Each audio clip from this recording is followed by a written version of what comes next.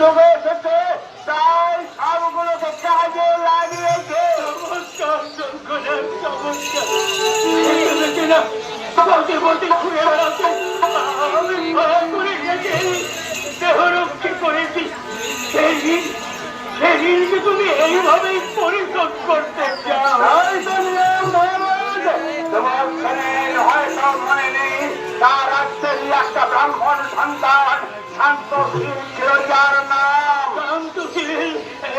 শান্তশীল, না না, মনে করতে পারছি না। একটু জল দাও, একটু জল দাও। তা হবে না।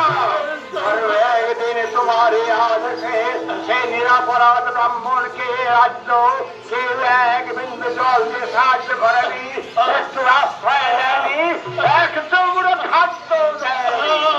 আমার আবেশে তোমার আদেশে ভালোবেসে সেই ব্রাহ্মণ আর রানীকে বিবাহ করেছিল, সেই অপরাধে তুমি তাকে কাঠ পুলিশে মিটে দেখে নির্বাণ দিতে পেরেছিলে, মনে পড়ে রাজা?